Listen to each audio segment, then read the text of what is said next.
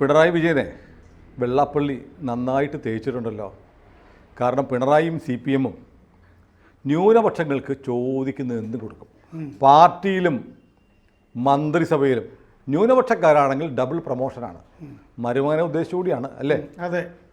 ഈഴവർക്ക് ഒന്നും കിട്ടുന്നില്ല. അതിൻ്റെ ഫലമാണ് അനുഭവിച്ചത്. ഇനിയും പണി വരുന്നുണ്ട് നിരേശ എന്നാണ് വെള്ളാപ്പള്ളി നടേശൻ പറയുന്നത്.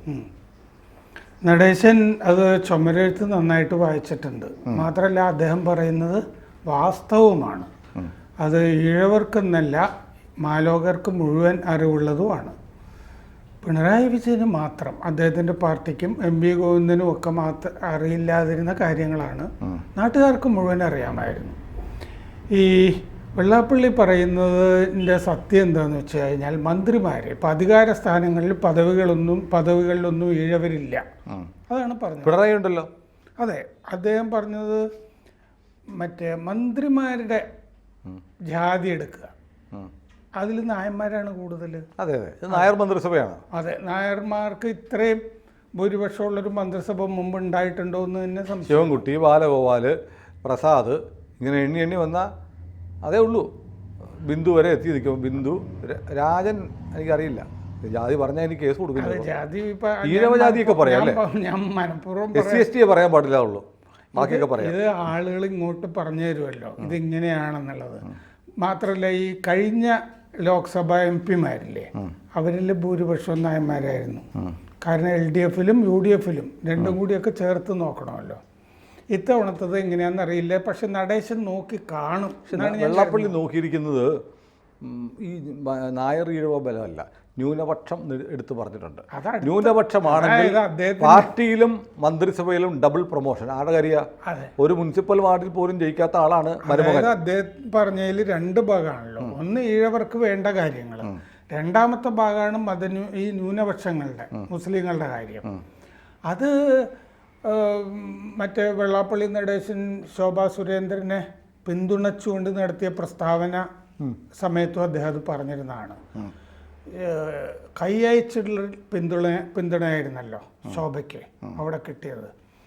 അത് 10-11% വോട്ട് കൂടുന്നത് അവിടെ 17.7 ആയിരുന്നത് 28.3 മറ്റോ ആയിട്ടുണ്ടല്ലോ. 11%-ഓളം വോട്ട് കൂടിയിട്ടുണ്ട് അവിടെ. അത് സാധാരണഗതിയിൽ ആരിഫിനും ഒക്കെ കൊടുത്തിട്ടൊരു പ്രയോജനമില്ലാതായി പോയതിൻ്റെ ഫലമാണത്.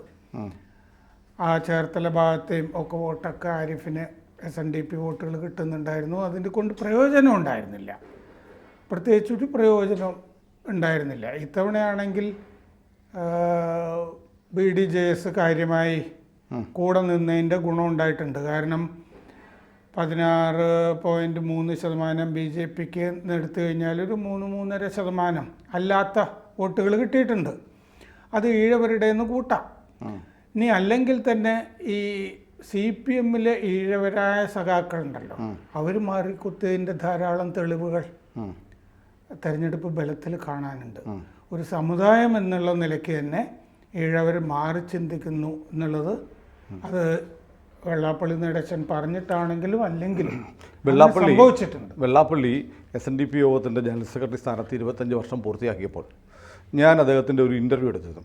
ഇൻ്റർവ്യൂ കലാകൗമുദി പ്രസിദ്ധീകരിക്കപ്പെടും. കലാകൗമുദിയുടെ കവർ സ്റ്റോറിയാണ്. ഞാൻ അദ്ദേഹത്തിൻ്റെ വീട്ടിലിരുന്നു, ദീർഘനേരം സംസാരിച്ചു. ഒരുപാട് കാലത്തെ പരിചയമുണ്ട് ഞങ്ങൾ തമ്മിൽ. അപ്പോൾ സംസാരിച്ചു വന്ന കൂട്ടത്തിൽ ആ ഇൻ്റർവ്യൂവിൽ അദ്ദേഹം പറഞ്ഞു, ലവ് ജിഹാദ് ഉണ്ട്, യാഥാർത്ഥ്യമാണ്. കേരളത്തിലെ ഏതെങ്കിലും ഒരു സമുദായ നേതാവ്, ഹിന്ദു സമുദായ നേതാവ് പരസ്യമായി ലവ് ജിഹാദ് ഉണ്ട് എന്ന് പറഞ്ഞിട്ടുണ്ടെങ്കിൽ അത് വെള്ളാപ്പള്ളി നടേശനാണ്. വെള്ളാപ്പള്ളി നടേശനെ സംബന്ധിച്ചിടത്തോളം മുസ്ലിം സമുദായത്തിന് അനർഹമായി കൊടുക്കുന്ന ആനുകൂല്യങ്ങൾ ഹിന്ദു സമുദായങ്ങളുടെ ചെലവിലാണ്. ഹിന്ദു സമുദായങ്ങളിലെ ഭൂരിപക്ഷം ഈഴവരായതുകൊണ്ട് എസ്പെഷ്യലി ഈഴവരുടെ ചെലവിലാണെന്ന് പറയാൻ ഒരു മടിയുമില്ലാത്ത ആളാണ് വെള്ളാപ്പള്ളി. അദ്ദേഹം മുമ്പൊരിക്കൽ പറഞ്ഞു, നമ്മുടെ ആലുവയിൽ ഒരു ചെറുപ്പക്കാരൻ, അവരുടെ പേര് ഞാൻ മറന്നു, അദ്ദേഹത്തിൻ്റെ പേര് ഉദയൻ എന്ന മറ്റാണ്, വെള്ളത്തിൽ മുങ്ങി മരിച്ചു. വർഷം 1 കഴിഞ്ഞിട്ടും ഒരു തുക പോലും, ആ വെള്ളത്തിൽ മുങ്ങി മരിച്ച അങ്ങനെയല്ല, വെള്ളത്തിൽ മുങ്ങി താഴ്ന്നുകൊണ്ടിരുന്നവരെ രക്ഷപ്പെടുത്താൻ ശ്രമിച്ചപ്പോഴത്തേക്ക് അതിന് രക്ഷാപ്രവർത്തനത്തിനിടങ്ങിയാണ് ഇയാൾ മരിച്ചത്. അയാളെ സർക്കാർ കണ്ടേയില്ല. ഇല്ല. എന്നാൽ കോഴിക്കോട് ഒരു മാൻഹോളിൽ ഇറങ്ങി മരിച്ച നൗഷാദിന്, മരണം സംഭവിച്ച രക്ഷാപ്രവർത്തനത്തിനിടെ മരിച്ച നൗഷാദിന് രക്ഷാപ്രവർത്തനത്തിൻ്റെ പിറ്റേ ദിവസം സർക്കാർ 10 ലക്ഷം രൂപ കൊടുത്തു. അപ്പോൾ ഇവിടെ മരിച്ച ഉദയനോ മറ്റോ എന്ന പേരിലുള്ള ഹിന്ദു ആയതുകൊണ്ട് അവൻ വെള്ളത്തിൽ പോയി രക്ഷപ്പെടുത്തിയ ആളുകളെ രക്ഷപ്പെടുത്തുന്നതിനിടയ്ക്കാണ് അദ്ദേഹം മരിച്ചതെങ്കിലും അദ്ദേഹത്തിനൊന്നുമില്ല. ഇത് BDJS രൂപീകരിക്കുന്ന സമയത്ത് ആ BDJSൻ്റെ ഒരു കേരള യാത്രയുണ്ടല്ലോ, അപ്പോഴാണ് വെള്ളാപ്പള്ളി പറയുന്നത്. വെള്ളാപ്പള്ളിക്കെതിരെ പോലീസ് കേസെടുത്തു, പിണറായിയുടെ പോലീസ് കേസെടുത്തു. പക്ഷേ അത് കേരളത്തിൽ ഹൈക്കോടതി വന്നു. അവസാനം ഹൈക്കോടതി ഇത് വലിച്ചു കയറി ദൂരെ കളഞ്ഞു. ഇതിനകത്തൊന്നുമില്ല, മതവിദ്വേഷമൊന്നുമില്ല, പറഞ്ഞ ഫാക്റ്റല്ലേ. അപ്പോൾ നമ്മുടെ കേരളത്തിൽ കുറേ ആയിട്ട് ഒരു വിഭാഗത്തിൽപ്പെട്ട ആളുകൾക്ക് ദുരന്തം സംഭവിച്ചാലും ഉരുൾ പൊട്ടിയാലും വെള്ളപ്പൊക്കം വന്നാലും മരണം സംഭവിച്ചാലും ബോട്ട് മുങ്ങിയ കുറേ ആളുകൾ അതെ പെട്ടെന്ന് സഹായം കിട്ടി. നമ്മുടെ കോഴിക്കോട് മലപ്പുറം ജില്ലയിൽ ഒരു പഴയ മേരിമാത എന്ന ഒറ്റ പേരുള്ള ബോട്ട്. അപ്പോൾ ഇങ്ങനെ ഈ ആനുകൂല്യങ്ങൾ, ഈ ദുരന്തമുണ്ടായി അവർക്ക് സമാശ്വാസം എന്ന നിലയിൽ കൊടുക്കുന്ന ആനുകൂല്യങ്ങൾ അല്ലെങ്കിൽ സഹായങ്ങൾ കൊടുക്കുന്ന കാര്യത്തിൽ പോലും മതം നോക്കുന്ന ഒരു ഇടതുപക്ഷ സർക്കാരാണ് കേരളത്തിലുള്ളത്. ആണ്. മാത്രമല്ല ഈ സർക്കാരുണ്ടല്ലോ, ഈഴവരുടെ പിന്തുണ ടേക്കൺ ഫോർ ഗ്രാൻഡഡ് ആണ് പിണറായിയെ സംബന്ധിച്ചിടത്തോളം. നമുക്ക് അവർ ഒന്നും ചെയ്തു കൊടുത്തില്ലെങ്കിലും അവർ നമ്മളെ പിന്തുണച്ചോളും എന്നുള്ള വിചാരത്തിലാണ് ഇത് മുന്നോട്ട് പോയിക്കൊണ്ടിരിക്കുന്നത്. പക്ഷേ ഞാനൊരു കാര്യം ചോദിച്ചത്, എൻ്റെ സംശയമൊന്നുമല്ല, വെള്ളാപ്പള്ളിയെ സംബന്ധിച്ചിടത്തോളം വെള്ളാപ്പള്ളി ഇടയ്ക്കിടയ്ക്ക് ഇത് പറയും, പിന്നീട് പോയി പിണറായി വിജയൻ്റെ പാതാരബന്ധങ്ങളിൽ പൂണ്ട് കിടക്കും എന്ന ആക്ഷേപം അദ്ദേഹം ഇത് കാണുന്നുണ്ടെങ്കിൽ എന്നോട് ക്ഷമിക്കട്ടെ, ആളുകൾ പറയുന്നതാണ്. അല്ല, അങ്ങനൊരു ആക്ഷേപമുണ്ട്. പക്ഷേ അത് പരക്കെയുണ്ട്. ആരും പറയും, ഏത് രാഷ്ട്രീയ പാർട്ടിക്കാരും പറയും, പ്രത്യേകിച്ച് BJPക്കാർ കൂടുതലായിട്ട് പറയും. BJPക്കാരിൽ നല്ല ശതമാനം പിണറായി എടുക്കുന്ന ഈ അവസരവാദപരമെന്ന് വിശേഷിപ്പിക്കാവുന്ന നിലപാടുകളിൽ നല്ല പ്രതിഷേധമുള്ളവരാണ്. അപ്പോൾ ഇപ്പോൾ തെരഞ്ഞെടുപ്പ് കഴിഞ്ഞ ഉടനെ പിണറായി ഇത് പറഞ്ഞിട്ട് എന്തെങ്കിലും ഒരു സംഭവമൊക്കെ കിട്ടിക്കഴിയുമ്പോൾ ഇത് മടക്കി വെക്കുമോ? അത് ഇതിൻ്റെ അകത്തുള്ള സംഭവം സുനിൽ പറയുന്നത് ശരിയാണ്. അത് വെള്ളാപ്പള്ളി നടേശൻ പലപ്പോഴും ഈ വേണ്ട രീതിയിൽ ഈ ഇടയ്ക്കൊന്ന് പറഞ്ഞിട്ട് പതുങ്ങിപ്പോകുന്ന പരിപാടി ഉള്ളതായിട്ട് എനിക്കും തോന്നിയിട്ടുണ്ട്. കാരണം ഇത് വോസിഫറസ് ആയിട്ട് ഇതിങ്ങനെ പറഞ്ഞുകൊണ്ടേയിരിക്കണമല്ലോ, എന്തെങ്കിലും സമുദായത്തിന് മൊത്തത്തിൽ ഗുണമുണ്ടാകുന്ന വിധത്തിൽ പറയാൻ. പക്ഷേ അദ്ദേഹത്തിൽ നിന്ന് പോലും കൈവിട്ട് പോയ വിധത്തിലാണ് ഇത്തവണ ആ സമുദായം BJPയെ തുണച്ചുകൊണ്ട് രംഗത്ത് വന്നിരിക്കുന്നത്. അതുകൊണ്ട് ആ സമുദായത്തിൻ്റെ അകത്ത് തന്നെ ഒരു മാറി ചിന്ത ഉണ്ടായിട്ടുണ്ട്. പ്രീതി നടേശൻ അടുത്ത കാലത്ത് ഒരു RSS ചടങ്ങിൽ ആലപ്പുഴയിൽ പങ്കെടുത്ത് വളരെ വിശദമായി തന്നെ ഈ കാര്യം സംസാരിച്ചു. സന്യാസി പാരമ്പര്യമുള്ള ഒരു കുടുംബത്തിൽ നിന്നാണ് പ്രീതി ചേച്ചി വന്നിട്ടുള്ളത്. എനിക്ക് വളരെ വ്യക്തിപരമായിട്ടറിയാം. ആ കുടുംബത്തിൽ പല പ്രാവശ്യം പോയിട്ടുണ്ട്, ഒരുപാട് പ്രാവശ്യം അവരെനിക്ക് ചോറ് വിളമ്പി തന്നിട്ടുണ്ട്. അവരെ സംബന്ധിച്ച് ഞാൻ മനസ്സിലാക്കിയിട്ടുള്ളത് വളരെ ആശയദാർഢ്യമുള്ള, ഹിന്ദു വിശ്വാസങ്ങളിൽ ദൃഢമായ വിശ്വാസമുള്ള, വളരെ കുലീനയായ ഒരു മഹിളാരത്നമാണ് പ്രീതി നടേശൻ. അവരുടെ രാഷ്ട്രീയ നിലപാടുകൾ വളരെ സുവ്യക്തമാണ്. കാരണം ശബരിമല വിവാദം ഉണ്ടായപ്പോൾ യുവതീ പ്രവേശനത്തിനെതിരെ പരസ്യമായി വെള്ളാപ്പള്ളി എടുത്ത സ്റ്റാൻഡിന് വിരുദ്ധമായി ഒരു സ്റ്റേറ്റ്മെൻറ്റ് കൊടുക്കാൻ പ്രീതി നടേശൻ കാണിച്ച ഒരു തൻ്റെ ഇടം ഉണ്ടല്ലോ, അത് കേരളത്തിലെ ആ സമരത്തിന് കൊടുത്ത ഊർജം ചെറുതല്ല എന്ന് മാത്രമല്ല, ആ സമരവുമായി ബന്ധപ്പെട്ടിട്ടാണ് സത്യത്തിൽ ഈ BJP ഈ സവർണ പാർട്ടി എന്നുള്ള നിലയിൽ നിന്ന് മാറാൻ തുടങ്ങിയത്. അന്ന് 3-4% വോട്ട് കൂടുതൽ കിട്ടിയിരുന്നു. പക്ഷെ പിന്നീട് BDJSനെ ഇവിടുത്തെ BJP നേതൃത്വം കാര്യമായി പരിഗണിക്കാതെ, അത് നായന്മാർക്ക് ഭൂരിപക്ഷമുള്ള BJP നേതൃത്വം എന്ന് പറയാം അന്നത്തെ. പിന്നീട് BJP തന്നെ മാറിയിട്ടുണ്ടല്ലോ. ഇപ്പോൾ BJP തന്നെ മാറിയെങ്കിലും സുരേന്ദ്രൻ പ്രസിഡൻ്റായിരിക്കുന്നതിൽ കണ്ണുകടിയുള്ള വേറെ ആളുകളൊക്കെ മറ്റേ പാർട്ടിക്കകത്തൊക്കെ ഉണ്ട്. പക്ഷേ പാർട്ടി തന്നെ മാറി. ഒരു സോഷ്യൽ എഞ്ചിനീയറിങ് കേരളത്തിൽ ആവശ്യമാണെന്ന് കണ്ടു. അങ്ങനെ അതും കൂടിയൊക്കെ ആ സമുദായത്തിൽ ആഴത്തിൽ വേരോടി കാണണം. അല്ലെങ്കിൽ ഈ മാറ്റം ഇപ്പോൾ ഈ SNDPക്കാരിയായിട്ട് മലബാറിലൊന്നും ഇല്ലെങ്കിലും തീരെ മാറി ചിന്തിക്കുന്നതിൻ്റെ ധാരാളം തെളിവുകൾ അവിടെ നിന്ന് വന്നു കഴിഞ്ഞല്ലോ. ഇടതുപക്ഷ കോട്ടകളിൽ ഒക്കെ വോട്ട് ഇരട്ടിയൊക്കെ ആക്കിയിട്ടുണ്ട് BJP. അല്ല, മലബാറിൽ ഈ CPMന് വേണ്ടി കൊല്ലാനും ചാവാനും പോകുന്നത് ഈ തീയന്മാരും നമ്പ്യാന്മാരുമാണ്. നമ്പ്യാന്മാരെണ്ണത്തിൽ കുറവാണ്. ഇപ്പോൾ ഒരുപക്ഷെ പണ്ട് ഈ RSS BJP സംഘടനകൾ അവസാനിപ്പിക്കാൻ 2 പക്ഷവും കൂടെ തീരുമാനിച്ചല്ലോ. അതിന് ഞാൻ പറഞ്ഞു കേട്ടിട്ടുള്ളത്, RSSൽ തന്നെ അതിൻ്റെ ദേശീയ തലത്തിൽ ഒരു യോഗം നടന്നപ്പോൾ ഒരു അഭിപ്രായം വന്നു, നിങ്ങൾ എന്തിനു CPMുമായിട്ട് സംഘടനത്തിന് പോകുന്നു, CPM-കാരും ഹിന്ദുക്കളല്ലേ? രാജസ്ഥാനിൽ നിന്നൊരു അതെ അതെ, രാജസ്ഥാനിൽ നിന്ന് മറ്റുള്ള ഒരു പ്രതിനിധി RSSന്റെ ദേശീയ സമ്മേളനത്തിൽ ചോദിച്ചു, കേരളത്തിലെ CPM RSS സംഘടനകൾ അവസാനിപ്പിക്കണം, കാരണം നമ്മളെ കൊല്ലുമ്പോൾ തിരിച്ച് കൊല്ലപ്പെടുന്ന CPM-കാരനും ഹിന്ദുവാണ്. അപ്പോൾ ഹിന്ദുക്കളാണ് തമ്മിൽ ചാവുന്നത്. ഈ പറഞ്ഞതുപോലെ ചാവേറുകളായി മാറുന്നവരിൽ നല്ല ശതമാനം CPM-ന്റെ ചാവേറുകളിൽ നല്ല ശതമാനം തീയരാണ്, ഈഴവരാണ്. അതെ. പിന്നെ അതുപോലെ തന്നെ ഈ പറയുന്നതിൻ്റെ അകത്ത് ചരിത്രപരമായി ലവ് ജിഹാദിൻ്റെ കാര്യം നേരത്തെ പറഞ്ഞല്ലോ, അത് ശരിയാണത്. കാരണം ഇവിടെ മിഷനറിമാർ വന്നപ്പോഴും പ്രധാനപ്പെട്ട മതം മാറ്റത്തിൻ്റെ ഒരു ടാർഗറ്റ് ഈഴവരായിരുന്നല്ലോ. ഇപ്പോൾ നായർ ഈഴവ ലഹളയൊക്കെ ഉണ്ടായിരുന്ന പഴയൊരു കാലമുണ്ട്.